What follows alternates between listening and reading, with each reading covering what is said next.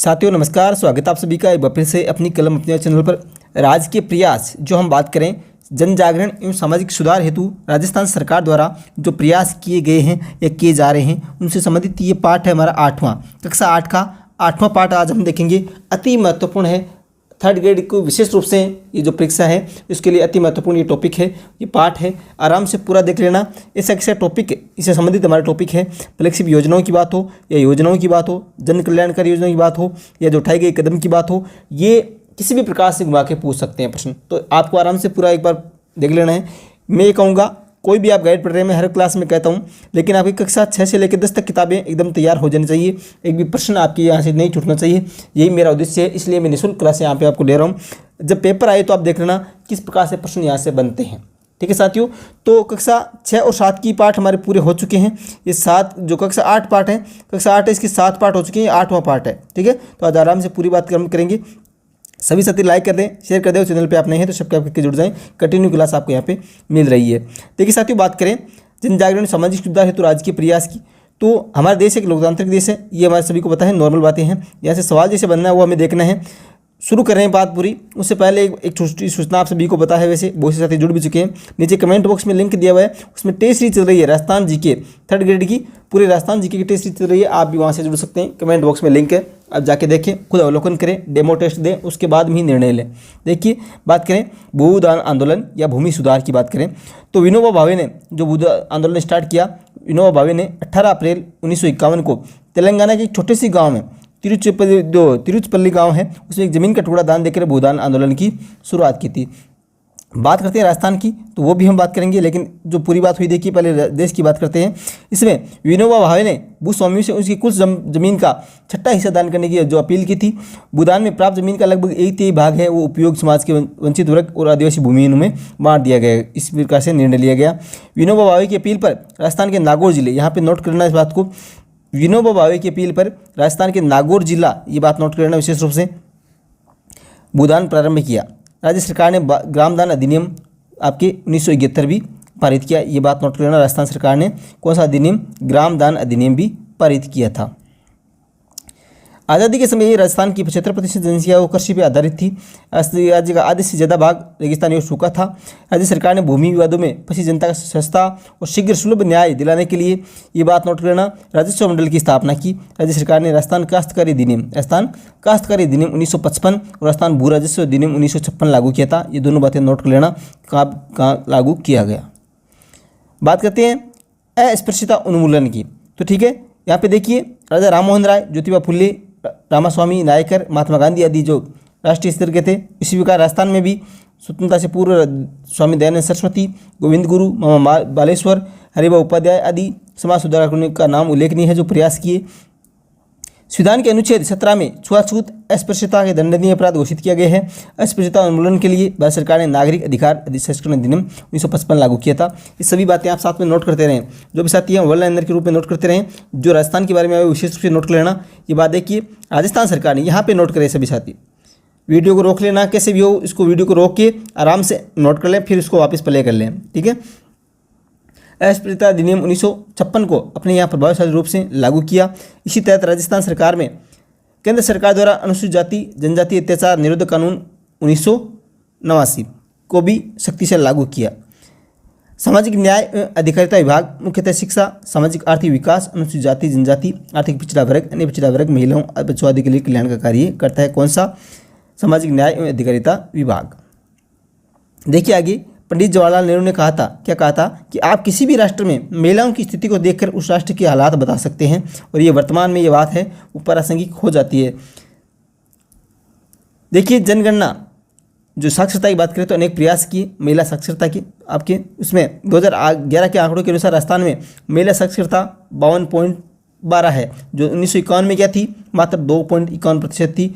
तो देख सकते हैं आप कितनी वृद्धि हुई है। आगे देखिए, राज्य सरकार के जो प्रयास किए जा रहे हैं महिला सशक्तिकरण के, वो बात हम करें। राज्य महिला आयोग 15 मई 1999 को राज्य महिला आयोग का गठन किया गया। यह महिलाओं को प्रति अनुचित व्यवहार की जांच, राज्य लोक सेवाओं में महिलाओं के प्रति भेदभाव दूर करना, महिलाओं की दशा में सुधार की दृष्टि से प्रभावी कदम उठाता है। ठीक है, जनसंवाद, चिकित्सा, जो स्वास्थ्य आपके शिकायत समाचार पत्रों में प्रकाशित पत्रों का संज्ञान के आधार पर वो कार्रवाई करता है। राज्य महिला आयोग में एक अध्यक्ष और 3 सदस्य होते हैं। कितने? एक अध्यक्ष होता है और 3 सदस्य होते हैं। अध्यक्ष का कार्यकाल कितने वर्ष का होता है? 3 वर्ष का होता है। नोट कर लेना विशेष रूप से राज्य महिला आयोग की।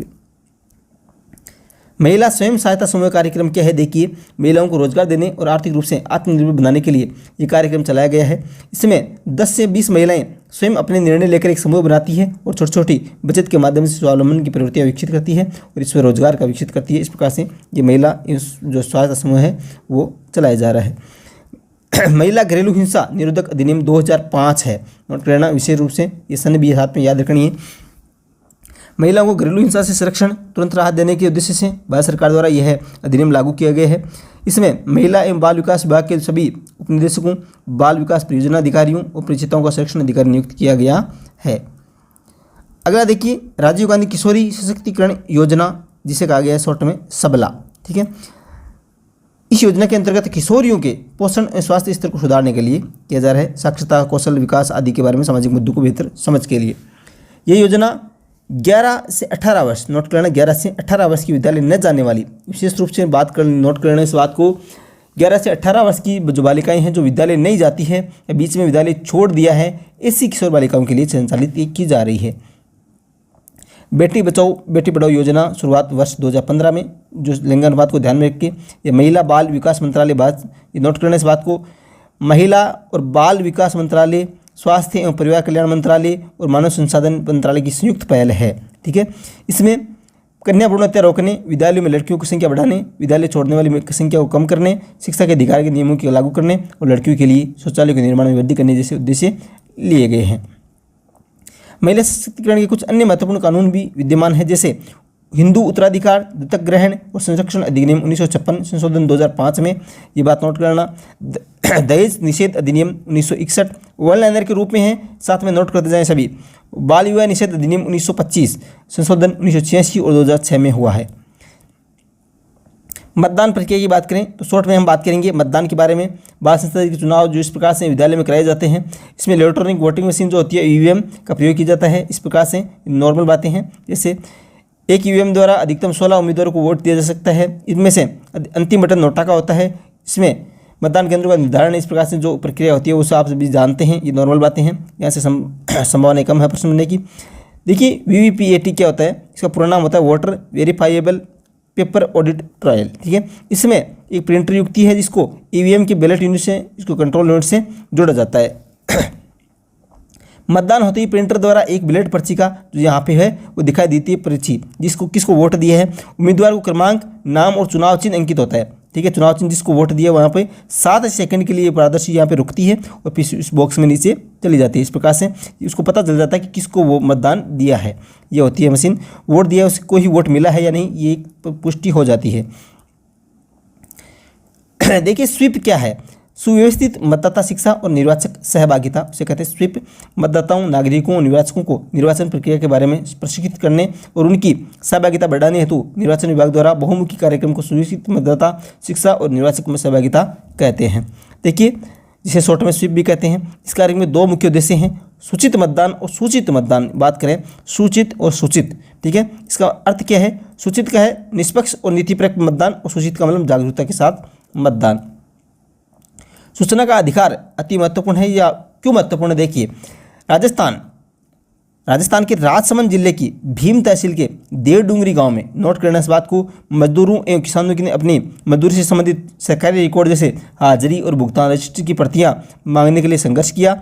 इसी मांग के आधार पर सन 2000 में, नोट करना, इसी मांग के आधार पर सन 2000 में राजस्थान सूचना का अधिकार कानून बनाने वाला पहला राज्य बना। ये बात नोट करना अति महत्वपूर्ण है। ठीक है, धीरे धीरे सूचना के अधिकार का संघर्ष आंदोलन जो राष्ट्रव्यापी हो गया और भारत सरकार ने, जो कहाँ से स्टार्ट हुआ था, एक छोटे से गांव से, डूंगरी गांव से स्टार्ट होकर भारत सरकार ने सूचना का अधिकार अधिनियम 2005 तक बना दिया। ये होती है एक संगठन में शक्ति, जिस प्रकार से मजदूरों ने अपना संघर्ष किया और अपना भुगतान और हाजिरी रजिस्टर की प्रतियां मांगी और एक राष्ट्रव्यापी कानून बन गया। इसका नाम है सूचना का अधिकार अधिनियम 2005 और राजस्थान में बना सन 2000 में। ठीक है, निःशुल्क यहाँ पे बात करते हैं। देखिए अति महत्वपूर्ण टॉपिक है निःशुल्क और अनिवार्य बाल शिक्षा का अधिकार अधिनियम ठीक है, ये ऐसा कैसा टॉपिक हमारे सिलेबस में है, तो बातें सभी नोट कर लेना, ये तो अति महत्वपूर्ण है। देखिए बात करते हैं, सन 2000 में बनाया गया था इस कानून को भारत सरकार द्वारा, ठीक है। इसी तरह राजस्थान सरकार ने, ये बात करें तो राजस्थान सरकार जो निःशुल्क एवं अनिवार्य बाल शिक्षा का अधिकार अधिनियम है वो 2010 बनाया, जो 1 अप्रैल 2011 से लागू हुआ। इसी अधिनियम में 6 से 14 वर्ष के जो बच्चे हैं उनको निःशुल्क और अनिवार्य शिक्षा दिया जाना कक्षा 1 से 8 तक, ताकि कोई भी बच्चा शिक्षा से वंचित ना रहे। इस अधिनियम के तहत बच्चा अपनी आयु अनुसार निर्धारित कक्षा में कभी भी प्रवेश ले सकता है। निजी स्कूलों में कमजोर और पिछड़े वर्ग के बच्चों के लिए 25% जो सीटें होती है वो आरक्षित होती है। इसके बदले सरकार द्वारा तय राशि उसको निजी स्कूलों में दी जाती है। बाल अधिकार देखिए, ये भी इसी का पार्ट है। 20 नवंबर 1989 को संयुक्त राष्ट्र की आम सभा द्वारा बाल अधिकार समझौते को पारित किया, जिसमें बाल अधिकार समझौता ऐसा पहला अंतर्राष्ट्रीय समझौता है जो सभी बच्चों के नागरिक, सांस्कृतिक और सामाजिक, आर्थिक और राजनीतिक अधिकारों का मान्यता देता है। इसमें देखिए भारत सरकार ने 1992 में हस्ताक्षर कर अपनी प्रतिबद्धता है वो व्यक्त की, जिनमें जीने का अधिकार, सुरक्षा का अधिकार, विकास का अधिकार और सहभागिता का अधिकार शामिल है। देखिए आगे, ये अति महत्वपूर्ण है, चाइल्ड हेल्पलाइन। राज्य में कठिनाइयों में गिरे, पीड़ित, उपेक्षित, लावारिस, देखरेख, संरक्षण की जरूरत वाले बच्चों के लिए 24 घंटे निःशुल्क आपातकालीन पहुंच सेवा। ये बात नोट कर लेना, ये टोल फ्री नंबर 1098 विशेष रूप से याद कर लेना। चाइल्ड हेल्पलाइन जो है टोल फ्री जो टेलीफोन सेवा संचालित की जा रही है। राजस्थान में बाल संरक्षण की चुनौतियां जैसे बाल विवाह, कन्या भ्रूण हत्या, बाल विंगनपात, बाल श्रम, कुपोषण आदि के लिए राज्य सरकार कार्य कर रही है, प्रयासरत है। अब देखिए बात करते हैं जनसंपर्क पोर्टल जो है राजस्थान का, उसके बारे में। राज्य सरकार ने सितंबर 2019 को जन सामान्य की शिकायतों को दर्ज कराने के और समस्याओं का निराकरण करने के उद्देश्य से अभिनव प्रयास किया। इसमें कोई भी व्यक्ति कार्यालय में उपस्थित हुए बिना समस्याओं को ऑनलाइन दर्ज करवा सकता है और ये निःशुल्क है। पंचायत समिति और जिला स्तर पर राजस्थान संपर्क केंद्र को निःशुल्क रूप से शिकायतों को दर्ज करने की सुविधा कराई गई है। सिटीजन कॉल सेंटर ये जो है आपकी वो है 181, जिसके माध्यम से शिकायत दर्ज करवा सकते हैं। साइबर सुरक्षा एवं साइबर अपराध है उसके बारे में देखिए, जो इसमें हार्डवेयर और सॉफ्टवेयर और डाटा को साइबर अपराध से बचाने और सुरक्षित रखने का काम किया जाता है। जो बड़े बड़े कंप्यूटर विशेषज्ञ हैं, IT के प्रशिक्षित लोग इस तरह के काम में सक्षम होते हैं।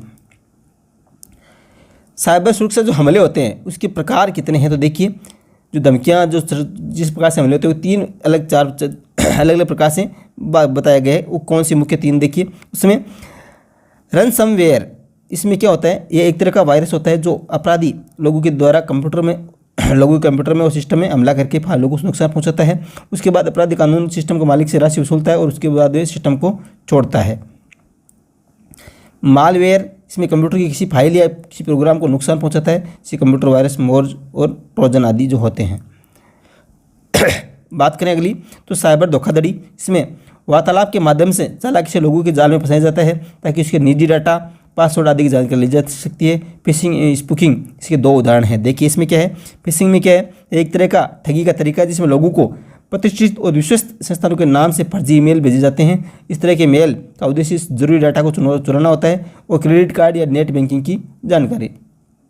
इस प्रकार से ये होता है फिशिंग। स्पूफिंग क्या होता है, देखिए इसमें ठगी करने वाला व्यक्ति किसी वैध व्यवसाय, पड़ोसी या विश्वस्त होने के बहाने से किसी अन्य की पहचान या व्यक्ति की जानकारी प्राप्त करने का प्रयास करता है। साइबर सुरक्षा के उपाय के बारे में, पासवर्ड या ATM पिन को गोपनीय रखें, समय समय पर बदलते रहें, कंप्यूटर लैपटॉप में नियमित जो एंटीवायरस और सॉफ्टवेयर का प्रयोग करते रहें, किसी को फ़ोन ईमेल पर व्यक्तिगत जानकारी न देवें, ईमेल ATM और बैंक खातों में संबंधित धोखाधड़ी की सूचना जो है तत्काल बैंक को देवें। इस प्रकार से वो आपको जागृत करते हुए ये बात ध्यान रखें कि स्थिति में नागरिक नेशनल साइबर क्राइम सूचना पोर्टल पर ऑनलाइन शिकायत दर्ज करवा सकते हैं। इस प्रकार से ये सभी जो पूरा पाठ था अति महत्वपूर्ण था। विशेष रूप से जो पाठ था वो था आपके जो बाल शिक्षा अधिकार अधिनियम है 2009, वो अति महत्वपूर्ण। इसका कोई भी टॉपिक है वो इस पाठ से नहीं छूटना चाहिए, सभी टॉपिक तैयार कर लें। इसके अलावा जो भी बातें हमने की, जन सूचना पोर्टल है, जनसंपर्क, तो सभी बातें अति महत्वपूर्ण है शिक्षा की दृष्टि से। तो सभी साथी एक बार लाइक करके शेयर कर दें और चैनल पर आप नए हैं तो कंटिन्यू क्लास के लिए यहाँ पे जुड़ जाएं, सब्सक्राइब कर लें और परिवार का सदस्य बने। ठीक है साथियों, अच्छे लगे तो टेस्ट सीरीज एक बार मैं कहना चाहूँगा सभी साथी जो जुड़े हुए हैं कंटिन्यू, ठीक है, जो क्लास ले रहे हैं वो कमेंट बॉक्स में लिंक है, आप वहाँ से जरूर जुड़े और उसके बाद डेमो टेस्ट देखते हैं, उसके बाद में टेस्ट सीरीज ज्वाइन कर लें। जो सभी टॉपिक वाइज टेस्ट होती है, हर टॉपिक टेस्ट के बीच में 2 दिन का अंतराल रहता है। ठीक है साथियों, मिलेंगे नेक्स्ट क्लास में। धन्यवाद, जय हिंद, जय भारत।